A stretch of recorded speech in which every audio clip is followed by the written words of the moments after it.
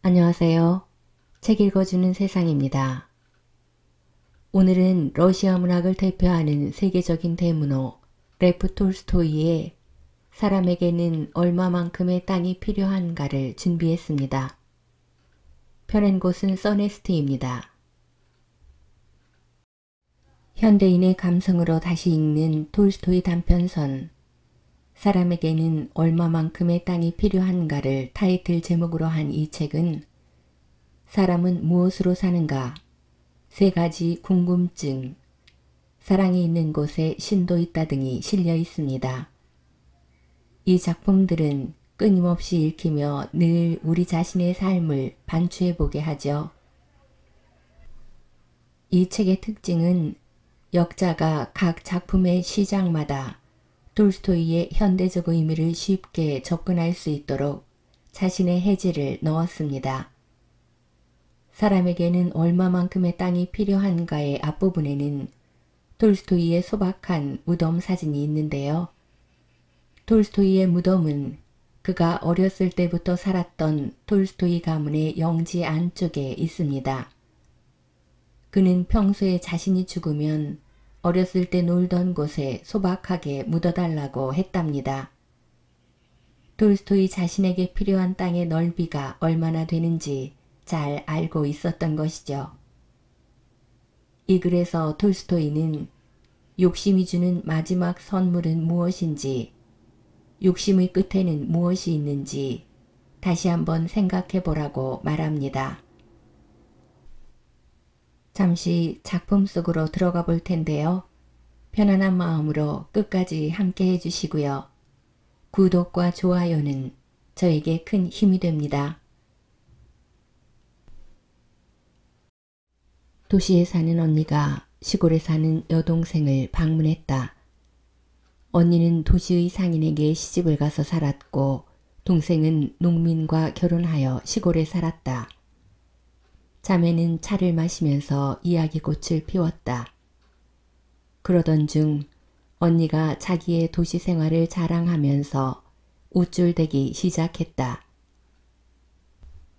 자기가 도시에서 얼마나 깔끔하게 살며 자유롭게 돌아다니는지, 또 아이들은 얼마나 예쁘게 입히는지, 또 어떤 달콤한 것들을 먹고 마시는지, 어떻게 마차를 타고 놀러 다니며 극장에도 다니는지 등등을 자랑했다. 여동생은 슬슬 약이 오르기 시작했다. 그래서 도시 상인의 생활을 깎아내리고 농민의 삶을 지켜 세우기 시작했다. 그래도 나는 내 생활을 언니의 생활과 바꾸지는 않을 거야. 비록 평범하게 살지라도 큰 걱정은 없거든. 언니가 좀 더 멋지게 살기는 하겠지. 하지만 장사에서 많이 벌 때도 있고 폭삭 망할 때도 있잖아. 이런 속담도 있지. 손해는 이익의 큰 형님이다. 오늘은 부자로 살다가도 다음 날은 거리로 나앉는다는 게 다반사잖아. 그에 비하면 우리 농사꾼들의 생활은 굴곡이 없지. 농사꾼 인생은 가늘고 길게 가는 거야. 큰 부자는 못 되겠지만 배부르게 살 정도는 되거든. 언니가 대꾸했다.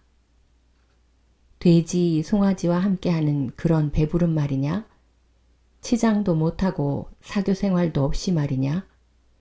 내 남편이 아무리 열심히 일해도 거름 속에서 살다가 죽겠지.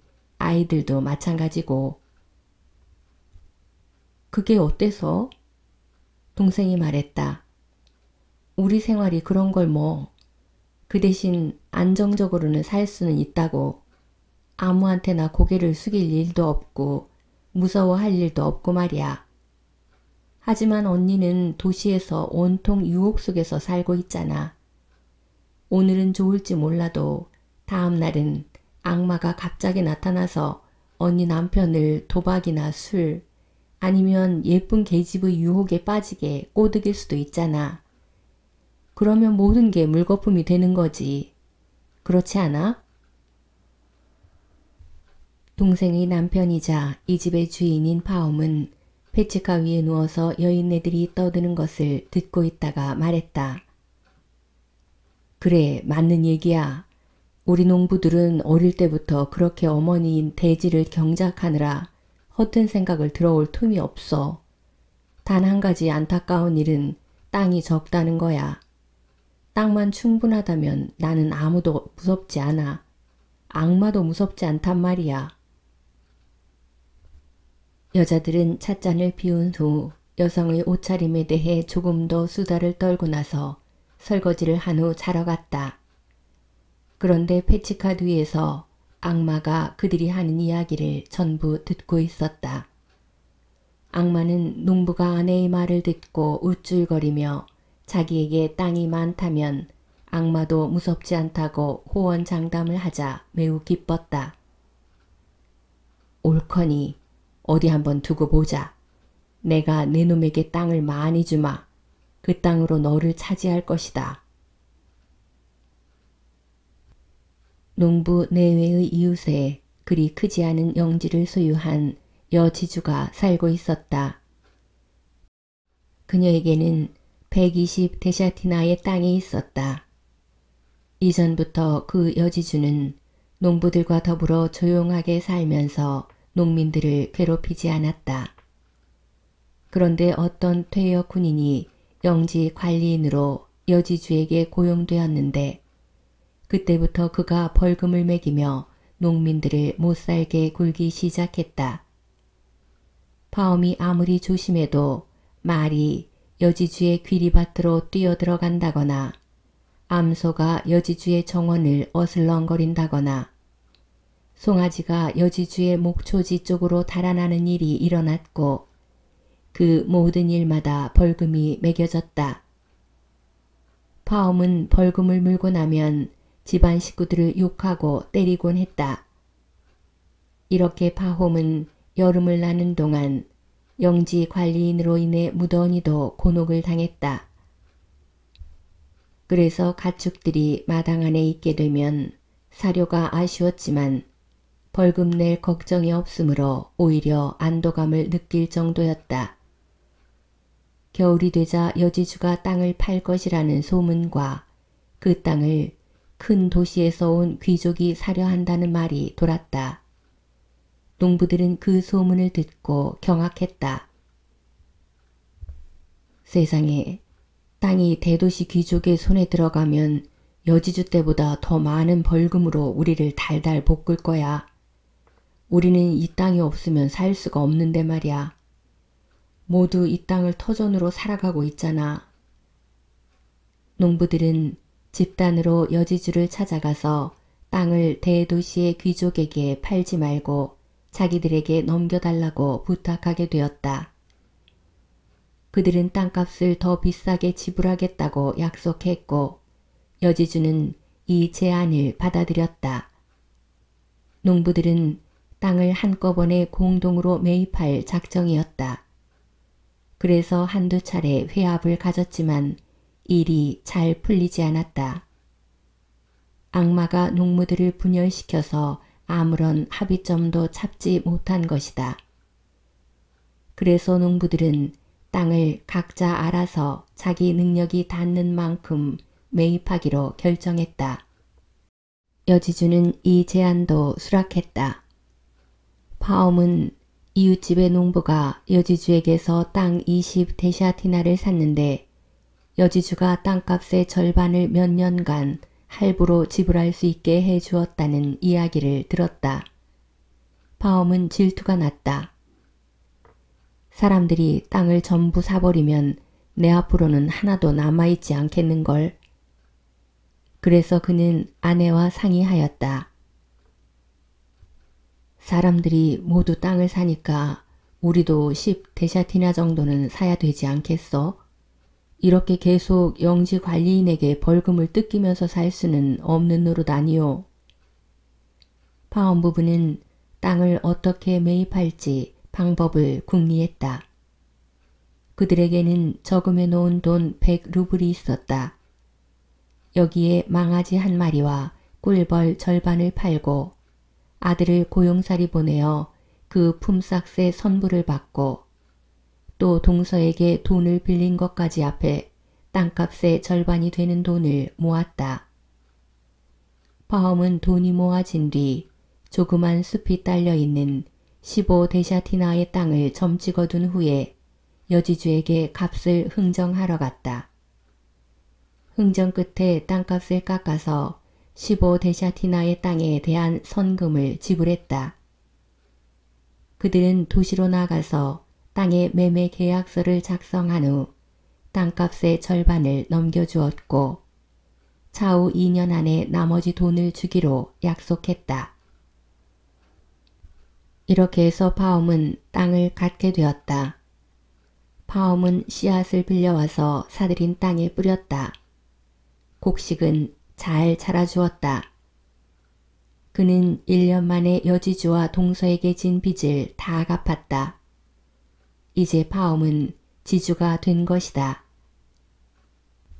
즉, 자신의 땅을 갈고 씨를 뿌리고 자신의 땅에서 건초를 만들 풀을 베고 자신의 땅에서 말뚝을 깎고 자신의 땅에 가축을 놓아 풀을 먹였다. 파엄은 자기 소유의 땅을 갈기 위해 말을 타고 나가기도 하고 곡식이 싹튼 것을 보거나 목초지를 보기 위해 돌아다녔다. 그는 형언할 수 없을 만큼 기뻤다. 그에게는 자신의 땅에서 자라는 풀은 똑같은 풀인데에도 남다르게 보였고 똑같은 꽃인데도 다르게 피어있는 것처럼 느껴졌다. 예전에 지나다닐 때는 그저 여느 땅으로 느꼈는데 이제 이 땅은 그에게 너무나 특별해 보였다. 파엄은 그렇게 행복하게 지냈다. 모든 것이 좋을 것 같았다. 그러나 농부들이 파엄네 땅의 곡식과 초지를 짓밟기 시작했다. 조심해달라고 정중하게 부탁했지만 좀처럼 그치질 않았다. 목동들이 암소를 파엄의 목초지 쪽으로 풀어놓기도 하고 한밤중에 방목된 말들이 곡식이 심어진 파엄의 땅으로 길을 잃고 들어오기도 했다. 파엄은 가축들을 쫓아내기도 하고 사정도 해보았다. 하지만 한 번도 소송을 걸지는 않았다. 그러다 나중에는 지쳐서 읍내 재판소에 고소를 하게 되었다.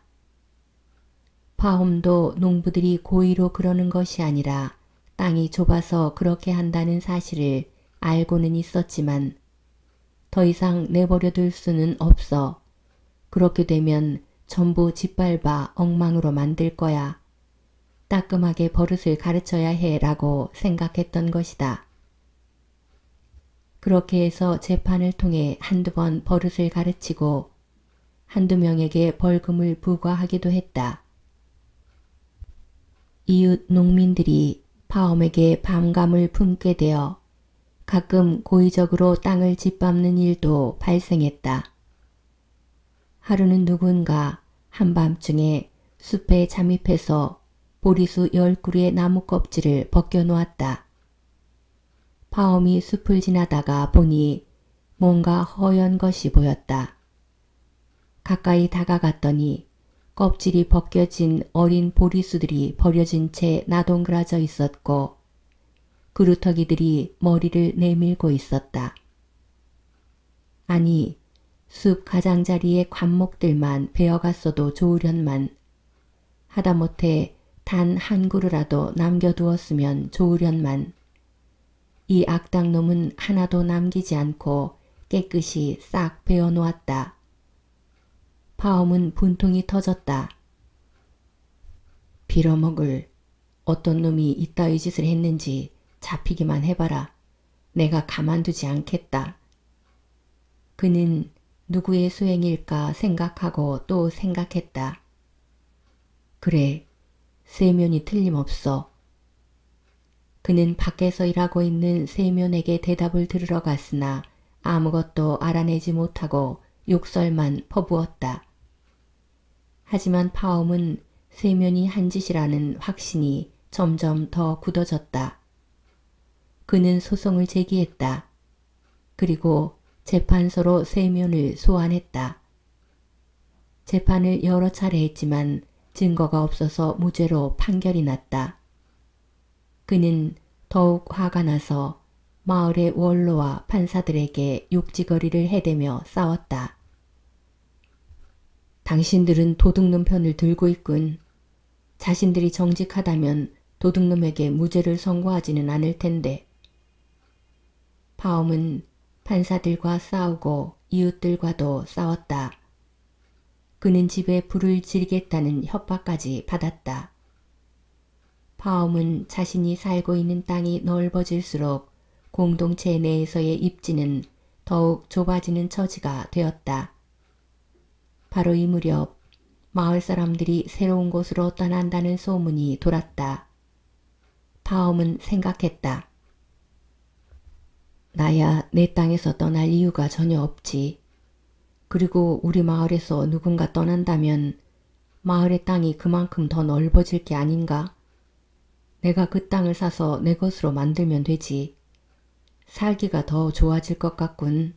안 그래도 너무 좁은데 말이야. 어느 날 파움이 집에 있을 때 이고장을 지나가던 농부 한 사람이 파움의 집에 들렀다. 파움은 농부가 자고 가도록 허락하고 식사도 대접했다. 여러 이야기를 나누다가 그는 자기가 어느 지역에서 오게 됐는지를 말했다. 그 농부는 아래쪽 볼가 강 너머에서 왔으며 그곳에서 일했었다고 이야기했다. 이런저런 이야기 끝에 농부는 자기가 아는 사람들이 그곳으로 이주해서 지역조합에 가입했더니 한 사람당 10데샤티나의 땅을 나누어 주더라는 이야기도 들려주었다. 그런데 그 땅이 말입니다. 호미를 뿌리면 잡초처럼 쑥쑥 자란다니까요.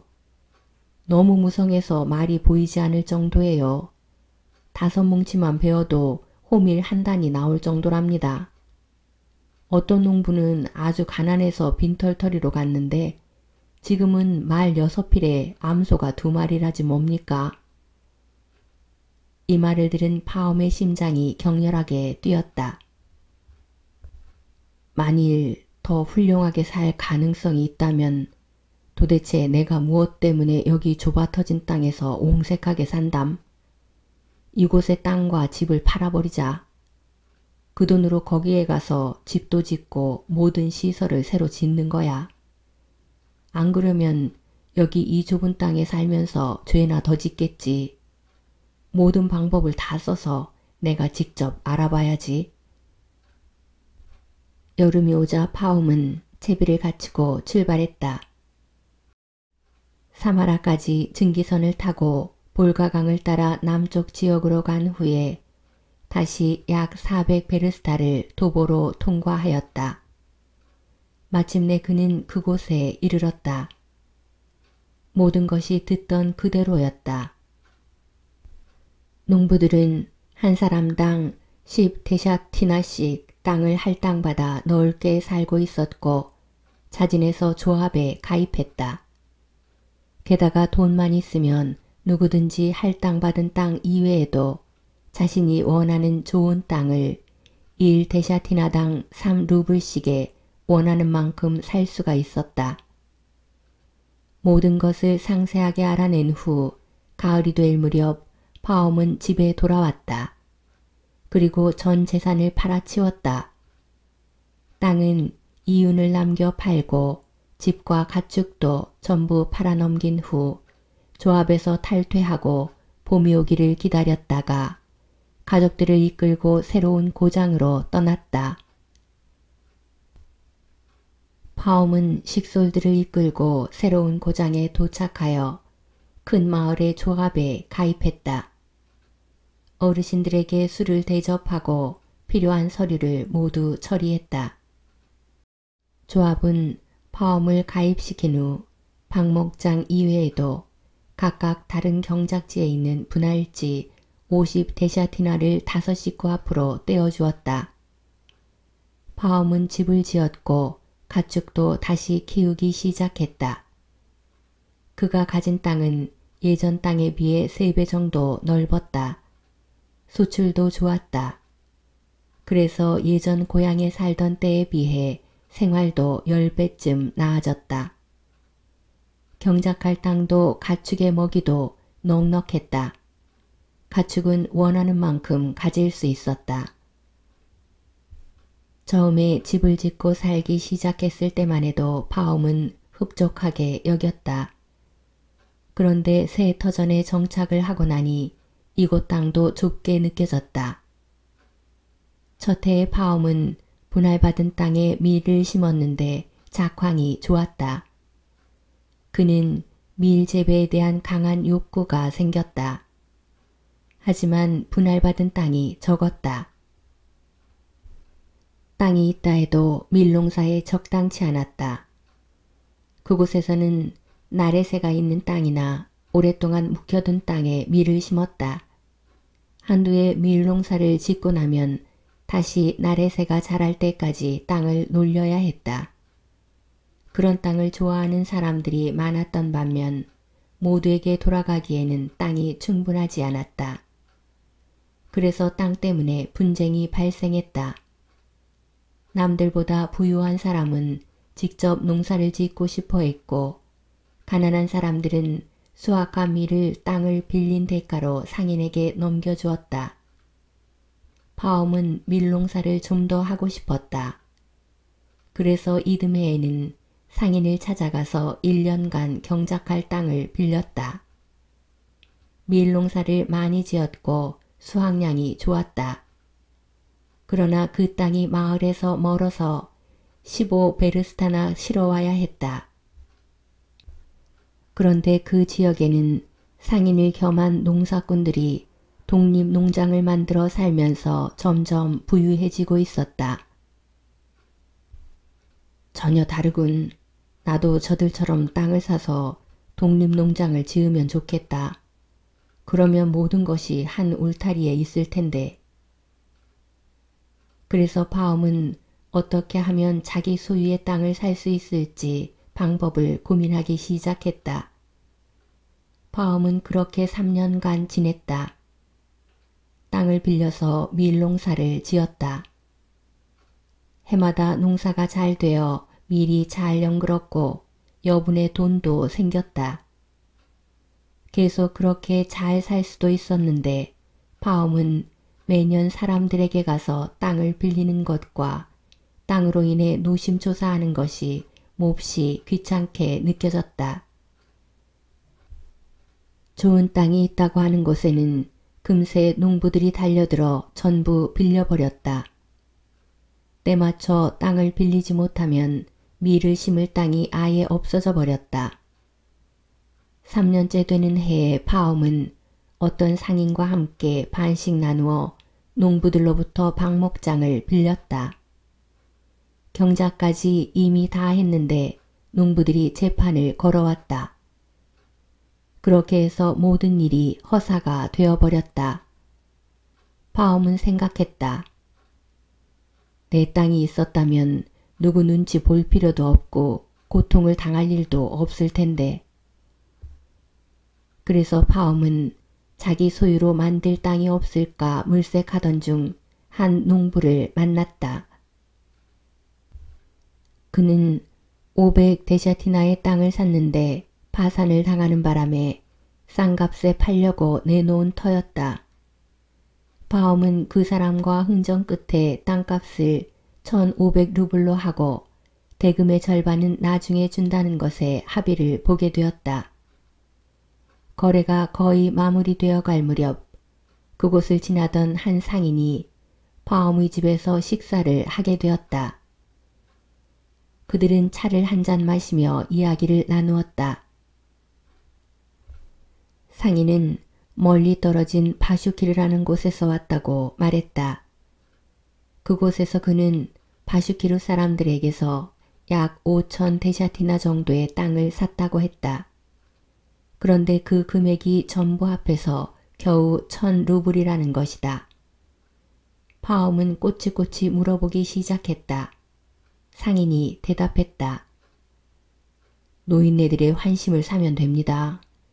100루블 상당의 옷과 양탄자를 선물로 나누어 주었고 차도 한 상자 선물했어요. 술 마시는 사람에게는 술을 충분히 대접했죠. 그랬더니 땅을 1데샤티나당 20코페이카로 손에 쥐게 된 겁니다. 그는 땅 계약 문서를 보여주며 말했다. 그 땅이 강을 끼고 있는데 평원 가득히 나리새가 자라고 있더라고요. 바움은 다시 이것저것 상세하게 묻기 시작했다. 그곳 땅은 1년 동안에도 다 둘러보지 못할 거예요. 전부 바슈키리인들의 땅이지요.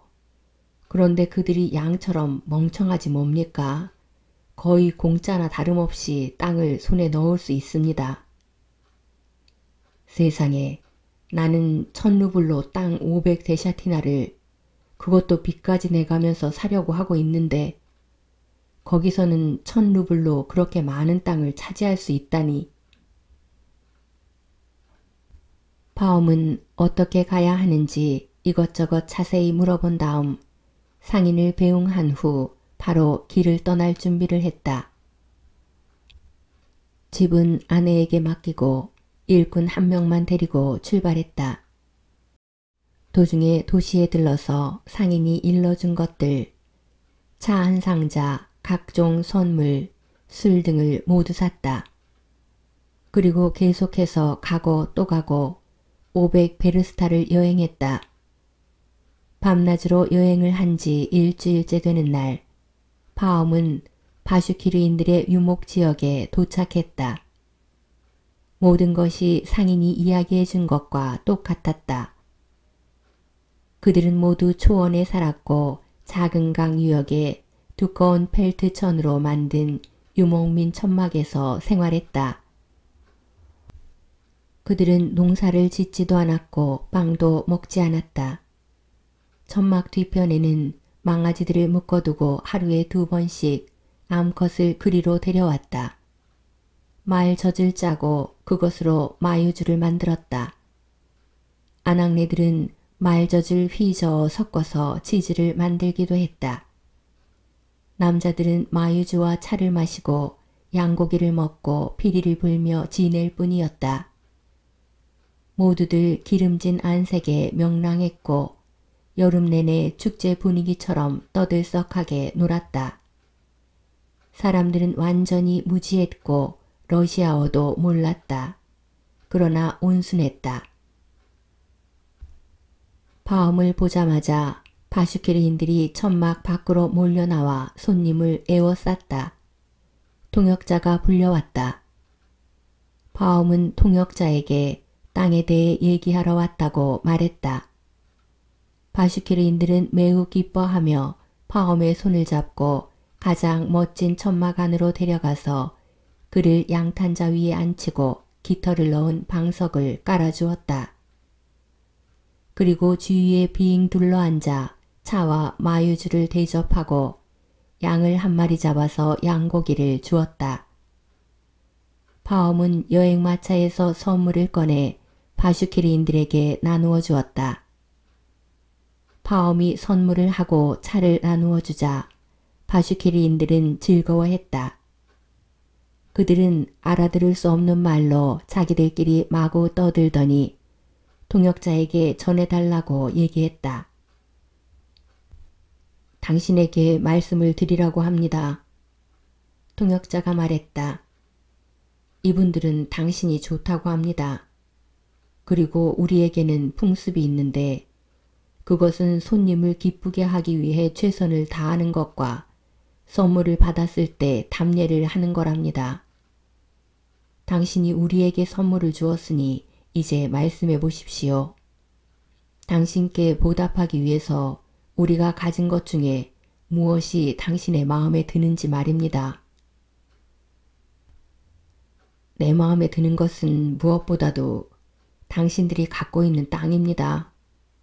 우리 땅은 좁은 데다 계속 경작을 해서 토질이 메말랐는데 당신들의 땅은 넓기도 하지만 비옥하기도 합니다. 이렇게 좋은 땅을 본 적이 없어요. 통역자가 이 말을 전했다. 바슈키리인들은 한참 동안 자기들끼리 이야기를 나누었다. 파엄은 그들의 말을 알아들을 수는 없었지만 그들은 기분이 좋은 것 같았고 뭐라고 소리를 질러대고 웃음을 터뜨렸다. 이윽고 조용해지더니 파엄을 바라보았다. 그러자 통역자가 말했다. 그들이 전달해달라고 합니다. 그들은 당신에게 말합니다. 당신의 선물에 대한 보답으로 당신이 원하는 만큼의 땅을 기쁘게 드리겠답니다. 어떤 땅이든 손으로 가리키만 하면 당신의 땅이 될 것입니다. 그들이 재차 이야기를 나누더니 뭔가를 가지고 다투기 시작했다. 그래서 파엄은 그 사람들이 무슨 문제로 그러는지 물어보았다. 통역자가 대답했다. 어떤 사람들은 땅 문제는 촌장님께 물어봐야지 우리끼리 결정하면 안 된다고 말합니다. 반면 다른 사람들은 촌장님이 없어도 된다고 말하고요. 바슈키리인들이 서로 다투고 있을 때 갑자기 여우털 모자를 쓴 사람이 걸어왔다. 모두들 입을 다물고 일어섰다. 통역자가 말했다. 이분이 바로 촌장님이십니다. 파엄은 즉시 최고급 옷 한 벌과 5푼트짜리 차를 촌장에게 바쳤다. 촌장은 선물을 받고 나서 상석에 앉았다. 그러자 바슈키리인들이 촌장에게 무엇인가 이야기하기 시작했다. 촌장은 이야기를 계속 듣더니 머리를 한번 끄덕여서 사람들을 조용히 하도록 만든 후에 파엄에게 러시아어로 말을 하기 시작했다. 좋소, 그렇게 하시오. 원하는 대로 땅을 가지시오. 땅은 많소. 파엄은 생각했다. 어떻게 해야 내가 원하는 만큼을 가지게 될까? 내 소유의 땅이라고 인증을 받아놓을 필요가 있어. 안 그러면 당신의 땅입니다 했다가 나중에 빼앗아 갈지도 모르지. 친절하신 말씀 감사합니다. 당신들은 땅이 정말 많군요. 하지만 저는 조금만 필요합니다. 다만 어떤 땅이 제 것인지만 알면 좋겠습니다. 어떤 방법이든 상관없이 대강이라도 땅을 측량해서 저의 소유권을 인증해 주시는 절차가 필요할 것 같습니다. 사람의 목숨은 하늘에 달린 것 아닙니까? 여러분들은 선량한 분들이라 저에게 땅을 주시지만 여러분의 자손들이 빼앗게 될 수도 있습니다. 당신의 말이 맞소. 소유권을 인증해 주겠소. 촌장이 말했다. 제가 들은 바로는 상인 한 사람이 당신의 마을을 다녀갔다고 하던데 여러분께서 그에게 땅을 팔고 권리증도 만들어 주었다고 들었습니다. 부디 저에게도 그렇게 해주시기 바랍니다. 촌장은 전부 이해하였다. 그 모든 걸 해드리겠소. 우리에게도 서기가 있습니다. 그러니 도시로 갑시다. 도장을 다 찍어드리겠습니다. 그런데 땅의 가격은 얼마나 되나요? 파엄이 물었다. 우리 땅의 값은 딱 한 가지요. 하루치에 1000루블입니다. 파엄은 알아들을 수가 없었다. 무슨 단위가 그렇습니까? 하루치라니요? 그건 도대체 몇 데샤티나나 되는 겁니까? 우리도 모릅니다. 그것을 어떻게 계산하는지는 모릅니다. 어쨌든 우리는 하루 단위로 땅을 매매합니다. 하루 동안 당신이 걸어서 돌아다닌 만큼 그 땅은 당신의 소유가 되는 겁니다. 그 하루치에 대해서 지불하는 돈이 1000루블인 것이죠. 파엄은 깜짝 놀랐다. 하루 동안 땅을 돌아다니면 땅이 아주 많을 것 아닙니까? 촌장은 웃음을 터뜨렸다. 전부 당신 땅이라니까요. 단 한 가지 조건이 있습니다. 만약에 당신이 출발한 그 지점으로 하루 내에 다시 돌아오지 못하면 당신의 돈은 사라지는 겁니다. 그런데 제가 지나간 곳을 어떤 방법으로 표시를 합니까?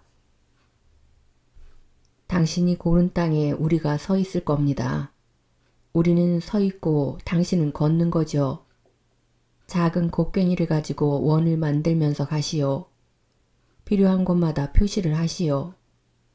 모퉁이마다 작은 구멍을 만들어 나뭇가지를 꽂아 표시를 해두시오. 그러면 그 다음에 우리가 모퉁이와 모퉁이 사이를 쟁기로 표시하면서 지나가겠소. 당신이 하고 싶은 만큼 원을 그리시오.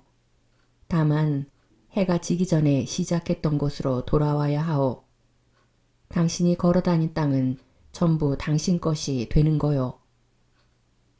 파엄은 너무나 기뻤다. 그들은 일찍 출발하기로 결정했다. 이어서 이야기를 더 나누고 양고기를 먹고 차도 실컷 마셨다. 어느덧 밤이 이슥했다. 바슈케르인들은 파엄에게 깃털을 이불을 깔아주고 뿔뿔이 흩어졌다. 다음 날 동틀녘에 함께 모여서 해가 뜨기 전에 출발 지점으로 이동하기로 약속했다. 파엄은 깃털 이불에 누웠지만 머릿속이 온통 땅에 대한 생각으로 가득 차 잠을 이루지 못했다. 아주 넓은 땅을 차지할 거야. 하루 종일 걸으면 50베르스타는 걸을 수 있을 거야. 요즘은 하루가 1년에서 가장 긴 때잖아. 50베르스타를 걸으면 땅이 대체 얼마야? 토질이 어떤지 봐서 조금 질이 떨어지는 땅은 팔아버리거나 다른 농부들이 경작하게 빌려줘야지. 그리고 좋은 땅은 내가 직접 그 땅에 눌러 앉아서 살아야겠다. 쟁기를 끌 황소를 2마리 준비하고 사람 2명을 일꾼으로 두어야지. 그러면 50데샤티나 정도는 내가 직접 농사를 짓고 나머지 땅에는 가축들을 방목해야지.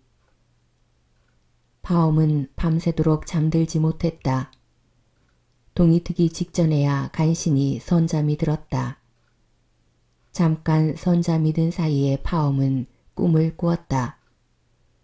꿈속에서 그는 지금의 천막 안에 누워 있었는데 밖에서 누군가 껄껄 웃는 소리가 들려왔다. 도대체 누가 그렇게 웃고 있는지 궁금해서 일어나 천막 밖으로 나갔더니 다름 아닌 바슈케르 촌장이 천막 앞에 앉아 2 손으로 배를 움켜쥐고 뭐가 그리 우스운지 포복 절도하며 낄낄거리고 있었다. 파엄은 그에게 다가가서 물었다. 무엇 때문에 웃으시는 겁니까? 그렇게 묻고 난 후 다시 보니 그는 바슈키르 촌장이 아니고 파엄의 집에 들러 땅에 대해 말해주었던 상인처럼 보였다. 파엄은 상인에게 당신은 여기에 언제부터 있었나요? 라고 물었다. 그러자마자 그는 이미 상인이 아니라 예전 고향에 살 때 아래 지역에서 올라와 자기 집에 들렀던 그 농부로 변했다. 그런데 파엄이 다시 보니 그는 농부도 아니고 뿔과 발톱이 달린 마귀처럼 보였다. 마귀는 앉아서 키득키득 웃고 있었는데 앞에는 속옷과 바지를 입은 남자가 맨발인 채 쓰러져 있는 게 보였다. 파엄은 그가 누구인지 알아보려고 유심히 살펴보았다. 그런데 죽어있는 사람은 바로 파엄 자신이었다. 파엄은 깜짝 놀라서 눈을 떴다. 잠에서 깨어난 것이었다. 별 이상한 꿈을 다 꾸었네. 그는 주위를 둘러보았다. 열린 문을 통해 벌써 하얗게 날이 밝아오는 것이 보였다. 사람들을 깨워야겠다. 갈 시간이 됐군. 그는 자리를 털고 일어났다. 마차 안에서 자고 있는 일꾼을 깨워 말을 매도록 지시하고 바슈키르인들을 깨우러 갔다. 땅을 재러 초원을 향해 출발할 시간입니다. 파슈케르인들이 하나둘씩 잠자리에서 일어나 한자리에 모였고 촌장도 나타났다. 파슈케르인들은 마유를 마시기 시작했고 파옴에게 차를 대접하려고 했다. 그러나 파옴은 한시가 급해서 말했다. 갈 거면 빨리 갑시다. 시간이 됐습니다. 파슈케르인들은 채비를 갖추고는 어떤 이는 말을, 어떤 이는 마차를 타고 출발했다. 파옴도 일꾼과 함께 괭이를 가지고 자신의 마차에 올라타고 출발했다. 그들이 초원에 도착하자 동쪽 하늘이 밝아오기 시작했다. 파슈케르어로 시칸이라고 불리는 작은 언덕에 올라갔다. 그들은 마차와 말에서 내려 무리를 이루었다. 촌장이 파옴에게 다가와 손가락으로 가리켰다. 자, 당신이 바라보고 있는 곳이 전부 우리 땅이요. 어디든지 마음대로 고르시오. 파옴은 욕망이 불타올랐다. 땅은 전체가 나래새로 뒤덮여 있고 손바닥처럼 평탄했으며 양귀비 씨앗처럼 검었다. 저 지대에는 온갖 다양한 풀들이 가슴 높이까지 무성했다. 촌장은 여우털 모자를 벗더니 땅에 내려놓았다. 여기가 기점이 될 것이요. 여기서 출발하여 여기로 돌아오는 거요. 당신이 밟고 다닌 땅은 전부 당신 것이 되는 거요. 파옴은 돈을 꺼내 촌장의 모자 안에 넣었다.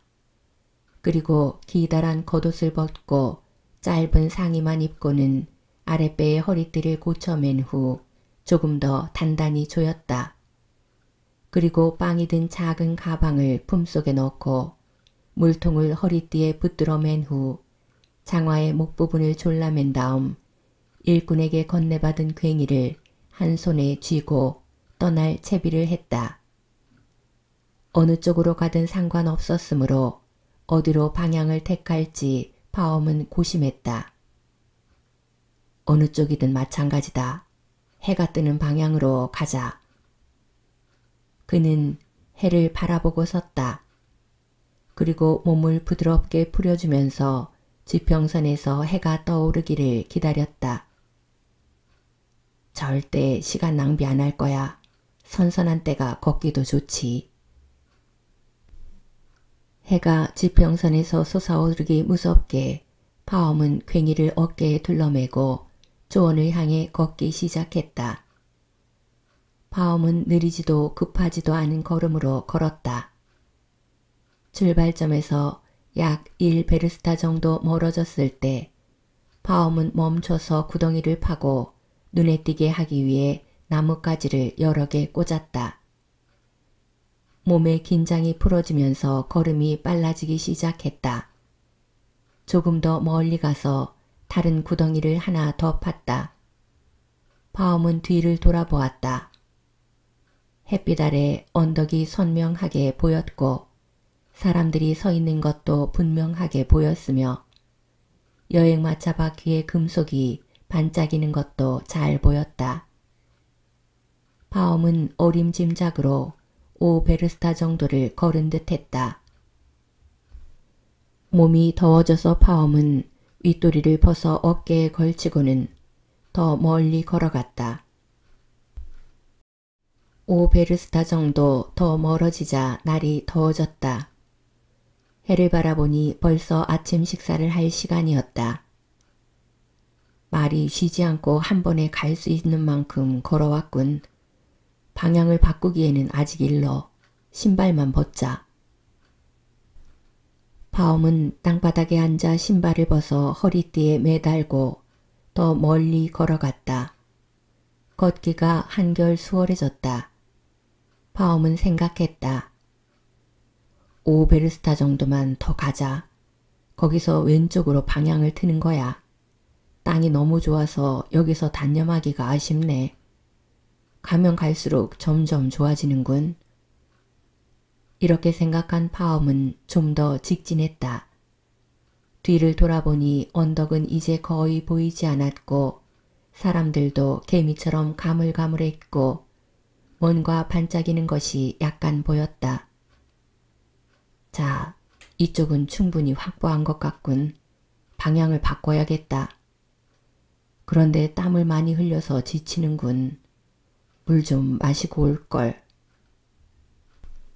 파엄은 멈춰서서 구덩이를 약간 넓게 판 후 나뭇가지를 넣은 다음 물통을 끌어 갈증이 풀리도록 물을 마셨다. 그리고 왼쪽으로 방향을 틀었다. 피로가 점점 더해갔다. 해를 올려다보니 막 정오가 된 것 같았다. 아, 쉬어야겠다. 파엄은 걷기를 멈추고 바닥에 퍼져 앉았다. 빵 조각과 물을 먹었지만 바닥에 눕지는 않았다. 눕기만 하면 잠들게 될 거야 라고 생각했던 것이다. 잠깐 앉아있다가 다시 걷기 시작했다. 처음에는 가볍게 걸었다. 식사를 한 덕분에 기운이 났던 것이다. 하지만 이미 날은 너무나 무더워졌고 졸음이 쏟아지기 시작했다. 그래도 그는 이 순간만 견디면 평생을 먹고 산다 라고 생각하면서 시종 걸었다. 파엄은 한쪽 방향으로 이미 충분히 많이 지나왔으므로 이제는 왼쪽으로 방향을 돌리고 싶었다. 그런데 촉촉한 분지가 눈앞 가까이 펼쳐져 있는 게 아닌가. 버리고 가려니 아까웠다. 저기는 아마가 잘 자랄 것 같은데. 그래서 그는 곧장 걸어갔다. 우묵한 지대를 차지한 뒤에 뒤편에 구덩이를 팠다. 그리고 두 번째 모퉁이를 돌았다. 파엄은 언덕 꼭대기를 돌아다 보았다. 더위 때문에 안개가 낀 듯 대기 중에 물체가 희미하게 보였고 짙은 아지랑이 사이로 언덕 꼭대기에 있는 사람들이 가까스로 보였다. 그들이 있는 곳까지 15베르스타 정도는 될 것 같았다. 맙소사, 각 방향들을 너무 길게 잡았나 보다. 이쪽 방향은 짧게 잡아야겠다. 파엄은 세 번째 방향으로 걸어가면서 걸음을 빨리 하기 시작했다. 파엄이 해를 바라보니 해는 이미 늦은 오후로 접어들었는데 세 번째 방향으로 겨우 2베르스타 정도 지나왔을 뿐이었다. 도착 지점까지는 아직 15베르스타 정도 남아 있었다. 안 되겠어. 땅 모양이 삐뚤어지는 한이 있더라도 이제는 곧바로 가서 시간에 맞춰야겠다. 남은 땅은 포기하더라도 이 정도면 이미 많아. 파엄은 서둘러 구덩이를 판 후에 언덕을 향해서 곧장 방향을 돌렸다. 파엄은 언덕을 향해 똑바로 걸어갔지만 이미 지칠 대로 지친 상태였다. 땀을 너무 많이 흘려서 기운이 처진 데다 맨발에 상처가 나고 다친 상태였다. 다리가 말을 듣지 않았다. 쉬고 싶었지만 일몰 전까지 시간 내에 도달하지 못할까봐 쉴 수도 없었다. 해는 기다려주지 않고 점점 더 기울어갔다. 아, 잘못한 거 아닌가? 땅을 너무 많이 차지하려고 한 것은 아닐까? 시간 내에 못 가면 어떡하지? 파엄은 앞쪽에 있는 언덕을 바라보고 태양을 바라보았다. 목적지까지는 아직 멀었는데 해는 이미 지평선에 가까워지고 있었다. 파엄은 걷는 것조차 너무 힘들었지만 계속해서 더 빨리 걸었다. 걷고 또 걸어도 여전히 멀어 보였다. 그래서 그는 뛰기 시작했다. 웃옷과 장화와 물병과 모자까지 다 던져버리고 오직 괭이자루에 의지해서 달렸다. 아, 내가 욕심이 지나쳤구나. 전부 망쳐버렸군. 아무리 달려도 해지기 전까지 도착할 수는 없어. 그는 공포 때문에 숨쉬기가 더 힘들어졌다. 파엄은 달렸다. 땀에 젖은 내의와 바지는 몸에 달라붙었고 입안은 바싹 말랐다. 가슴은 대장간의 풀무처럼 부풀고 심장은 방망이질을 해댔다. 다리는 남의 것인 양 비틀거렸다. 이렇게 애쓰다 죽는 게 아닐까 하는 생각이 들어 극도로 무서웠지만 그만둘 수는 없었다. 이만큼이나 달려왔는데 이제 와서 그만둔다면 사람들이 나를 바보라고 할 거야. 파엄은 이런 생각을 하며 계속 달렸다. 좀 더 가까이 달려갔을 때 파슈키리인들이 그를 보며 함성을 질러댔고 그 외침 때문에 파엄의 심장은 한층 더 격렬하게 뛰었다. 파엄은 마지막 힘을 다해 달렸지만 태양은 이미 지평선에 다가가며 커다랗고 붉은 빛빛이 되어 구름 속으로 가라앉고 있었다. 드디어 해가 지기 시작했고 목적지도 이제는 멀리 있는 것이 아니었다. 언덕의 꼭대기에 사는 사람들이 그를 향해 손을 흔들며 서두르라고 외치는 모습이 보였다. 땅에 놓여있던 여우털 모자와 그 속에 든 돈도 보였다. 그리고 두 손을 배 위에 올려놓고 땅에 앉아있는 촌장의 모습도 보였다. 그러자 파엄은 꿈이 기억났다. 땅을 많이 차지하기는 했지만 과연 신께서 나를 그 땅에 살게 해주실까? 아, 난 끝난 것 같다. 도착 못하겠어. 파엄이 바라보니 해가 땅에 닿아 있었다. 태양의 끄트머리가 가라앉기 시작하면서 아치형의 형태가 또렷하게 드러났다. 파엄은 마지막 남은 힘을 다하여 속도를 높였다. 몸을 앞으로 숙여 달리면서 발을 끌며 넘어지지 않게 지탱하였다. 파엄이 언덕 근처에 다다랐는데 갑자기 어두워졌다. 뒤돌아보니 해가 이미 넘어가 버린 듯 했다. 파엄은 탄식을 토했다. 나의 고생이 헛된 일이 되었구나. 그는 멈추고 싶었다. 그런데 바슈키리인들의 환호소리가 여전히 들려오자 퍼뜩 그가 있는 곳에서는 아래를 보면 이미 해가 진 것으로 보이겠지만 언덕 꼭대기에서는 아직 해가 지지 않은 것으로 보이겠구나 하는 생각이 들었다. 파엄은 가슴이 부풀도록 숨을 잔뜩 들이마신 후 언덕 꼭대기를 향해 뛰어 올라갔다. 언덕 꼭대기는 아직 밝았다. 달려 올라온 파엄의 눈에 모자가 들어왔다. 모자 앞에는 촌장이 앉아 있었다. 그는 두 손으로 배를 움켜잡고 껄껄거리며 웃고 있었다. 파엄은 꿈이 떠올라서 깜짝 놀랐다. 순간 그는 다리에 힘이 풀리면서 앞으로 고꾸라졌는데 그의 두 손이 모자에 닿았다. 야, 대단하오. 엄청나게 넓은 땅을 손에 넣었구려. 촌장이 외쳤다. 파엄의 일꾼이 달려와 그를 일으켜 세우려 했으나 그는 입에 피를 흘린 채 쓰러져 죽어 있었다. 바슈키리인들은 혀를 끌끌 차며 애석해했다. 일꾼은 괭이를 들고 파엄의 무덤을 만들기 위해 더도 덜도 아닌 딱 3아르신 길이의 땅을 파서 그를 묻었다. 그것이 머리부터 발끝까지 파엄이 차지한 땅이었다. 지금까지 책 읽어주는 세상이었습니다.